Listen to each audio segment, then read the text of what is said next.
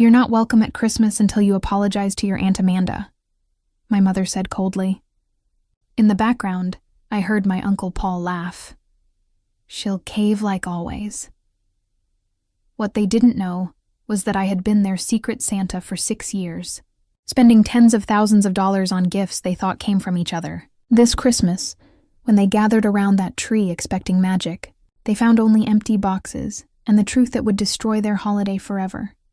If you've ever been to the family ATM while being stabbed in the back, smash that like button right now. Hit subscribe if you believe respect should come before family obligation, because this is the story of how I went from being the family doormat to the woman who unwrapped their lies on Christmas morning.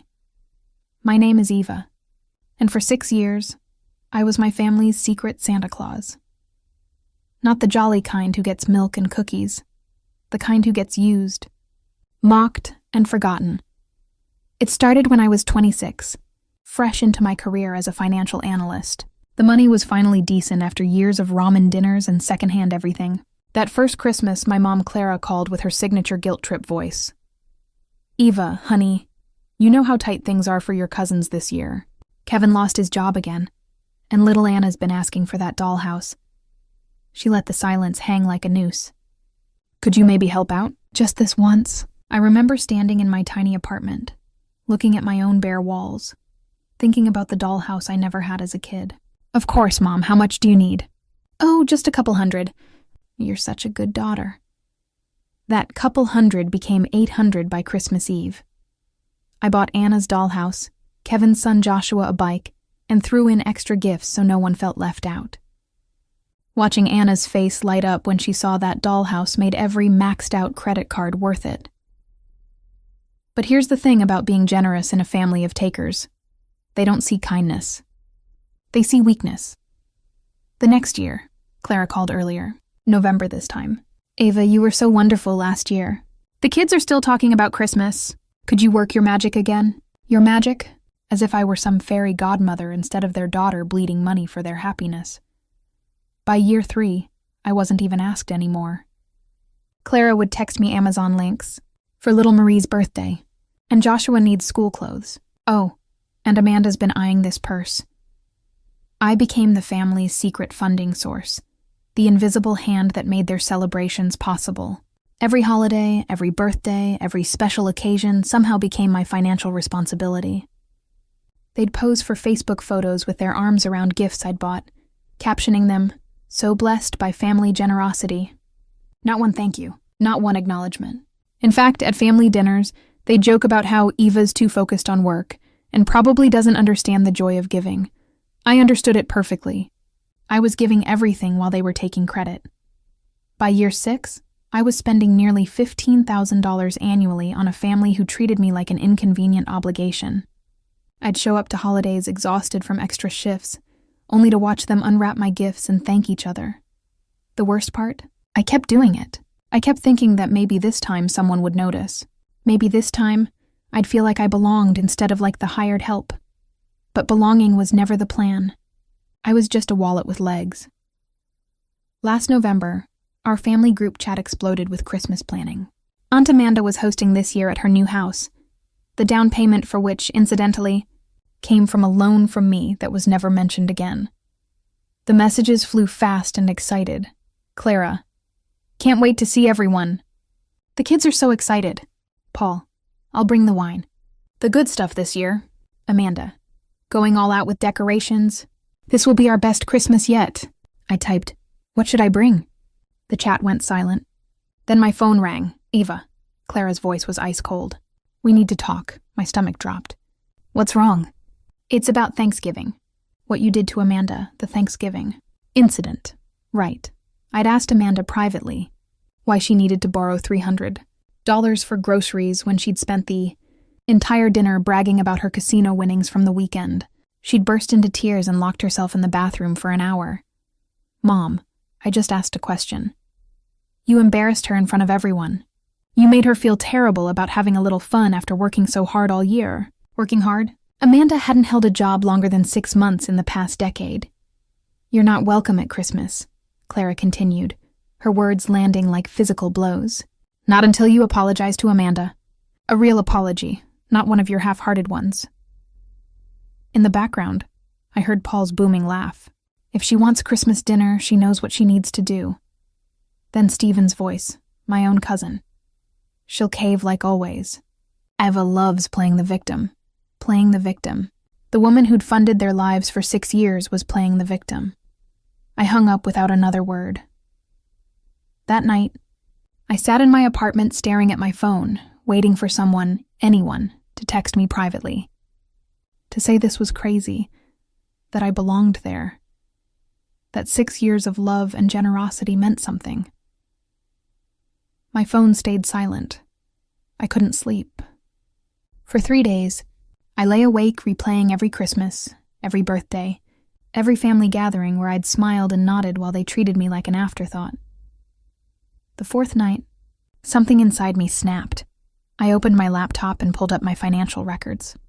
6 years of Amazon orders, Target purchases, credit card statements, everything meticulously organized because, hey, financial analyst, the numbers made me sick. $67,432.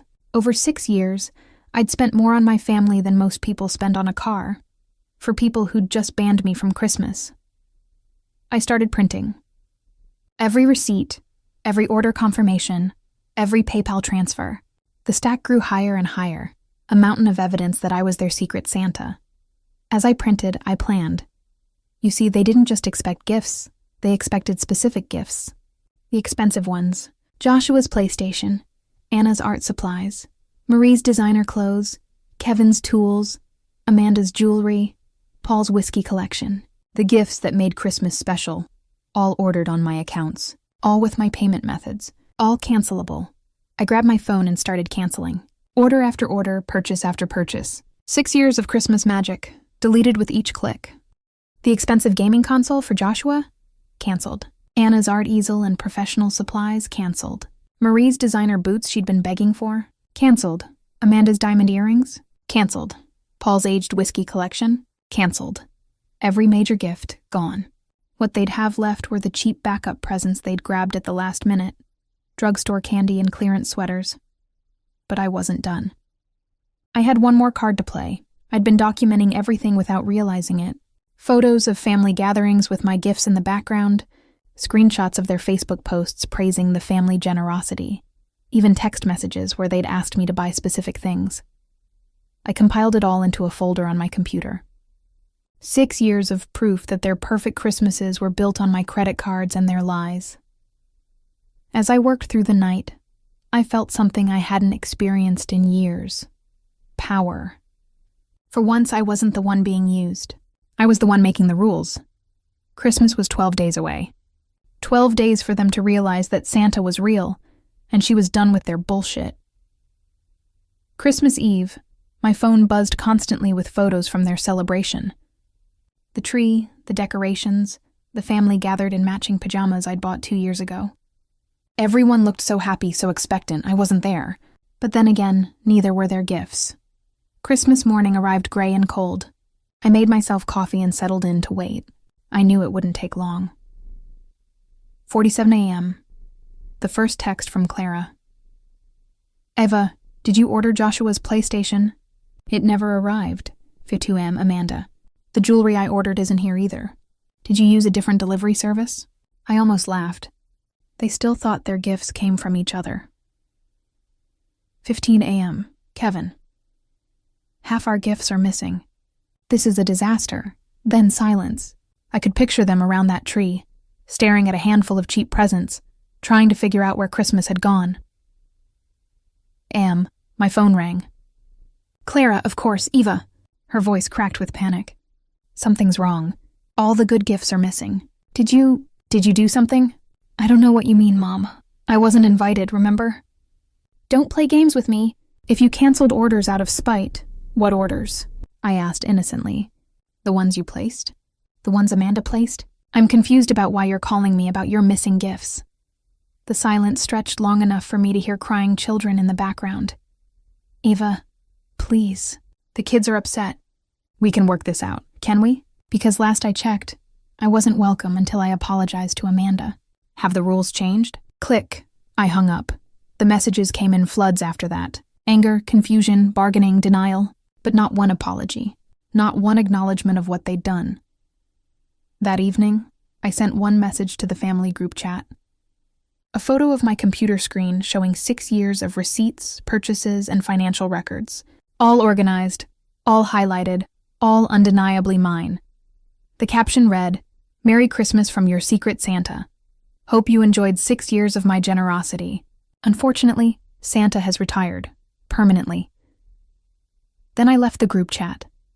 The next few days brought a parade of responses. Anger from Amanda, guilt trips from Clara, attempted manipulation from Paul, and surprisingly, understanding from some of the younger cousins who'd started putting the pieces together. Anna, now 16, texted me privately.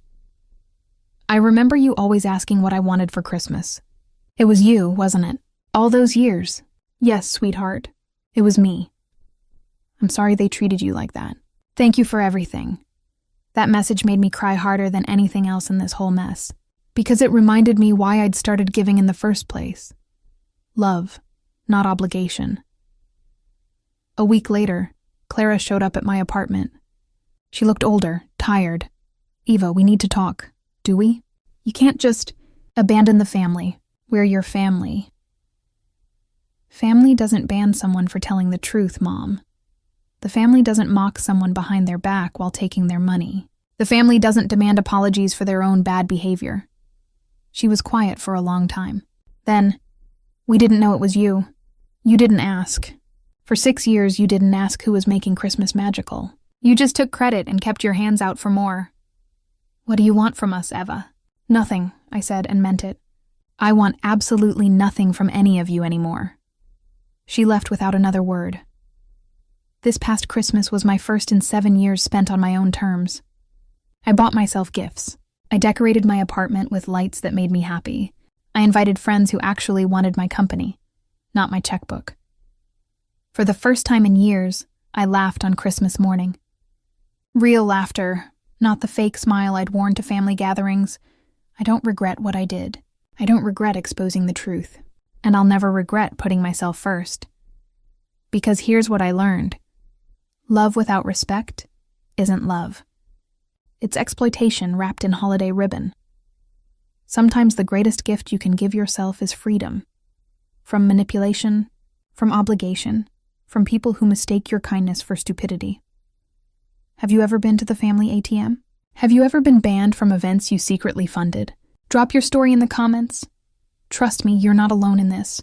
If this story reminded you that respect is worth more than fake family peace, hit that like button. Subscribe for more stories of justice, boundaries, and people who finally said enough. Because sometimes the best revenge is simply refusing to be used anymore. Remember, you are not required to set yourself on fire to keep others warm, especially when they're the ones holding the matches.